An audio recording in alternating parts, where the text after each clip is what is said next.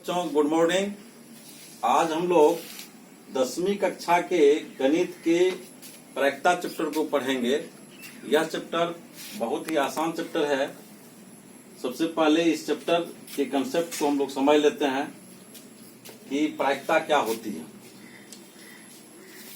तो प्रायिकता याद करने से पहले इससे संबंधित कुछ पद है, इसको पहले समझ लेते हैं। घटना, प्रयोग, अभिप्रयोग, इन सभी चीजों को हम लोग पहले समझ लेते हैं। ये एक सिक्का आप ले लीजिए, एक सिक्का को उछालते हैं तो सिक्का पर एक तरफ चित होता है जिसको अंग्रेजी में हेड कहते हैं, और एक तरफ पट होता है जिसको हम लोग टेल कहते हैं।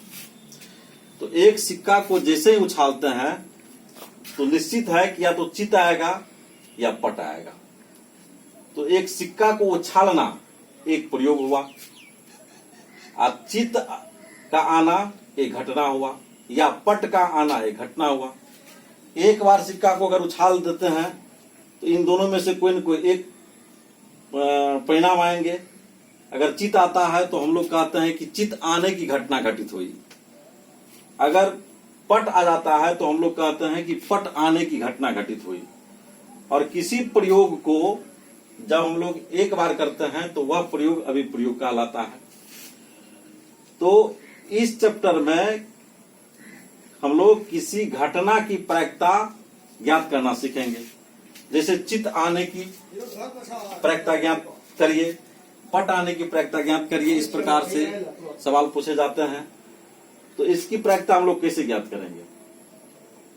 तो अगर चित आने की प्रायिकता ज्ञात करनी है तो देखिए, एक सिक्का में चित की संख्या कितनी है, एक, पट की संख्या कितनी है, एक। तो कुल संभव परिणाम कितने हो गए? दोनों को जोड़ दीजिए तो कुल परिणामों की संख्या या कुल संभव परिणामों की संख्या हो गई एक, 2। तो चित आने की प्रायिकता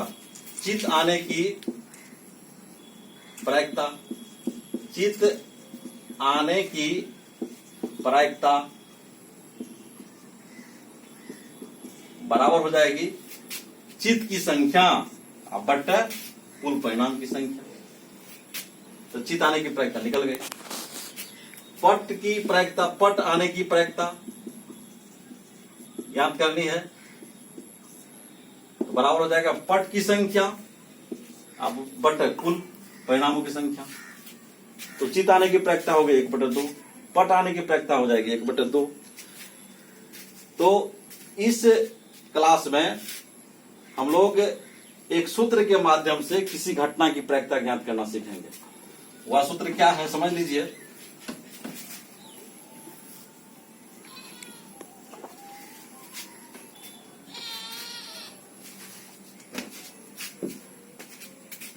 घटना का अंग्रेजी इवेंट होता है, इसको संकेत में ई लिखते हैं। और प्रायिकता का अंग्रेजी प्रोबेबिलिटी होता है, इसको संकेत में पी लिखते हैं। तो घटना ई की प्रायिकता को संक्षेप में संकेत में पी ऑफ ई लिखा जाता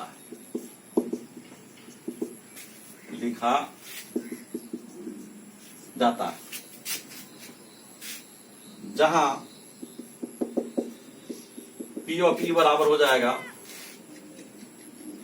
ई के, यानी घटना ई के अनुकूल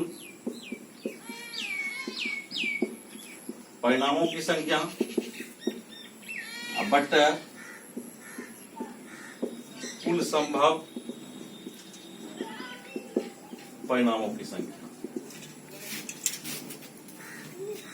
सवाल बनाने के लिए इसको संक्षेप में अगर लिखना चाहें, बार बार इतना नहीं लिखना पड़े, तो ई के अनुकूल परिणामों की संख्या को हम लोग संक्षेप में नंबर ऑफ ई लिखेंगे, और कुल संभव परिणामों की संख्या को संक्षेप में नंबर ऑफ एस लिखेंगे। अब आगे चलते हैं।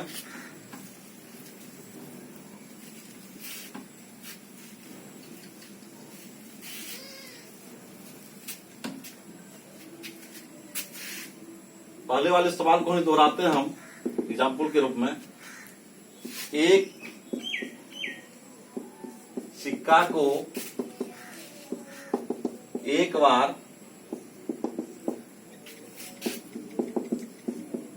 फेंकने पर चित आने की प्रायिकता तथा पट आने की प्रायिकता ज्ञात करें। इसका हल किस प्रकार से करेंगे? बहुत ही आसान है। हम लोग जानते हैं कि सिक्का को एक बार उछालने पर चित आएगा या पट आएगा, क्योंकि दो ही कुल संभव परिणाम है। तो सबसे पहले कुल संभव परिणामों की संख्या ज्ञात करेंगे। तो कुल संभव परिणामों की संख्या बराबर 2 हो गई, चित एवं पट। इसी को संक्षेप में हम लोग नंबर ऑफ एस लिखेंगे बराबर 2। और देखिए, चित्त का आना, इसमें दो घटना की प्रायिकता ज्ञात करनी है, चित्त का आना और पट का आना। तो चित्त और पट को अलग अलग घटना हम मान लेंगे। तो घटना का अंग्रेजी ई होता है।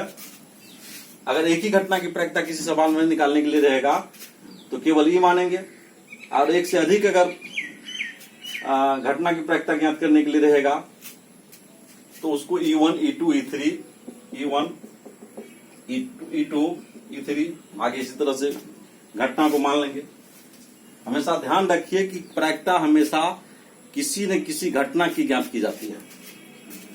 तो मान लेंगे यहां पर, माना कि E1 बराबर, चूंकि इसमें दो घटना है, दो घटना की प्रायिकता हम लोगों को ज्ञात करनी है, तो एक घटना को E1 मानेंगे। E1 बराबर चित आने की घटना। यहां कभी भी प्रायिकता नहीं लिखना है, क्योंकि प्रायिकता तो हम लोग ज्ञात करेंगे। और ई से मतलब होता है घटना। तो E1 माने हैं तो ये कोई न कोई घटना है। क्या घटना है? चित आने की घटना को माने हैं E1। E2 बराबर पट आने की घटना। अब E1 के अनुकूल परिणाम की संख्या ज्ञात करेंगे, E2 के अनुकूल परिणाम की संख्या ज्ञात करें। E1 के अनुकूल का मतलब हुआ चित्त की संख्या ज्ञात करनी है, और E2 का मतलब हुआ पट आने की घटना। तो पट की संख्या सिक्का में कितनी होती है उसकी संख्या ज्ञात करेंगे।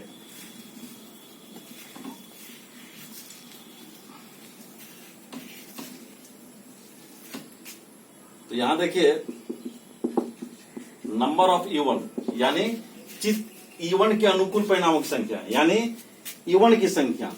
E1 क्या है? चित्त है, चित्त की संख्या।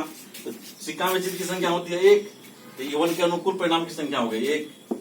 नंबर ऑफ E2 पट की संख्या, यानी इसको हम कह सकते हैं कि E2 के अनुकूल परिणाम की संख्या यानी पट की संख्या, इसकी भी संख्या 1 है।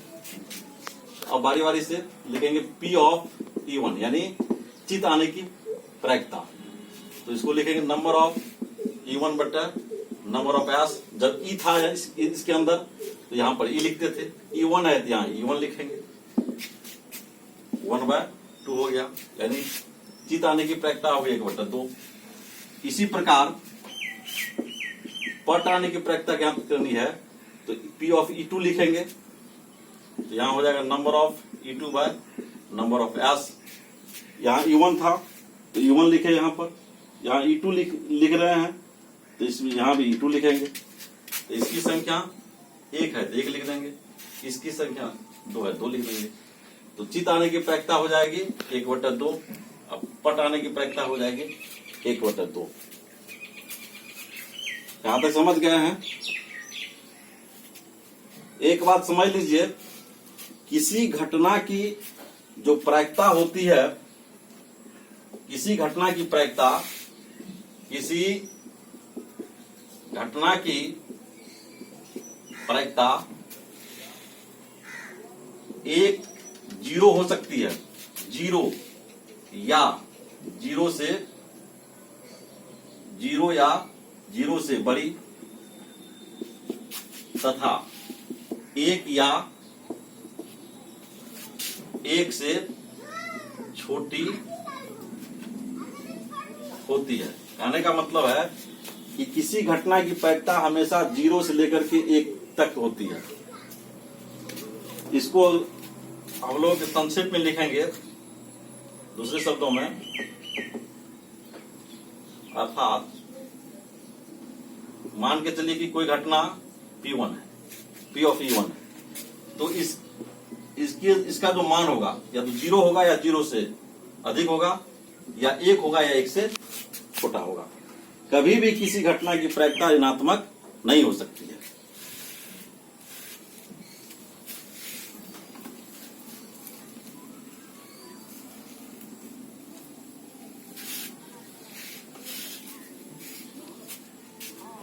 अब हम लोग कुछ विशेष घटना के बारे में पढ़ेंगे और उसकी प्रायिकता ज्ञात करना सीखेंगे। तो एक समझ लीजिए, यादृच्छया प्रयोग क्या होता है। घटना प्रयोग से संबंधित होता है। जब हम लोग कोई प्रयोग करते हैं तब कोई न कोई घटना घटती है। तो यादृच्छया प्रयोग क्या होता है। मान के चलिए कि एक पासा लेते हैं, पासा वही लूडो का गोटी जिसमें 6 फलक होते हैं और प्रत्येक फलक पर 1, 2 या 3, ये पासा है, 1, 2, 3, 4, 5, 6 अंक तक अंकित होते हैं। तो पासा में कुल संभव परिणामों की संख्या कितनी हो गई? 6 हो गई, क्योंकि 1 से लेकर के 6 तक होता है। अब अगर एक पासा को फेंकते हैं तो हमें पता नहीं रहता है कि 1 आएगा या 2 आएगा या 6 आएगा। हम पहले से भविष्यवाणी निश्चित रूप से नहीं कर सकते हैं कि यही अंक आएगा, उसकी अनिश्चितता होती है और सब की संभावना एक जैसे होती है।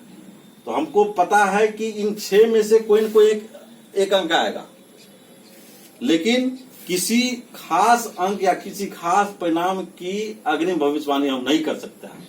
तो ऐसा प्रयोग यादृच्छया प्रयोग कहलाएगा।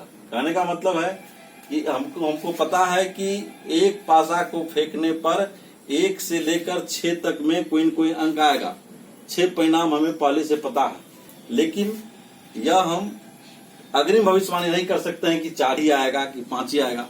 तो ऐसा प्रयोग कहलाएगा यादृच्छया प्रयोग। और इससे संबंधित एक सवाल हम लोग लेते हैं। मान के चलिए दूसरा क्वेश्चन, एक पासे को फेंकने पर 4 आने की प्रायिकता ज्ञात करें। तो इसका हल हो जाएगा, देखिए, तो एक पासे को फेंकने पर कुल संभव परिणाम की संख्या क्या होगी? तो कुल संभव परिणामों की संख्या हो जाएगी 6, यानी नंबर ऑफ पैस बराबर हो गया 6। तो चूंकि एक घटना की प्रायिकता ज्ञात करनी है 4 आने की, तो मान लेंगे, माना कि E बराबर, यहाँ E1 E2 नहीं मानेंगे क्योंकि एक ही घटना है, तो सिर्फ E मानेंगे। E बराबर 4 आने की घटना। अब देखिए, तो नंबर ऑफ E बराबर कितना हो जाएगा? नंबर ऑफ E का मतलब E के अनुकूल परिणामों की संख्या, या इसको इसे भी कह सकते हैं 4 की संख्या। तो इसमें 6 परिणाम में 4 कितने हैं? 1 है, तो नंबर ऑफ E बराबर 1 हो गया। कुल संभव परिणामों की संख्या तो हम ज्ञात कर चुके हैं, कुल संभव परिणामों की संख्या ज्ञात कर चुके हैं 6। तो अब लिखेंगे, है ना, P ऑफ E बराबर, यानी E की घटना E की प्रायिकता, तो नंबर ऑफ E बटे नंबर ऑफ पैस बराबर हो जाएगा 1/6, यानी 4 के घटित होने की प्रायिकता हो जाएगी 1/6। इस प्रकार बहुत ही आसान तरीके से सवाल आप लोग बनाना सीखिएगा। अगले वीडियो में हम इस और आगे बहुत सरल तरीका से सवाल बनाना सिखाएंगे। आज तक के लिए इतना ही, धन्यवाद।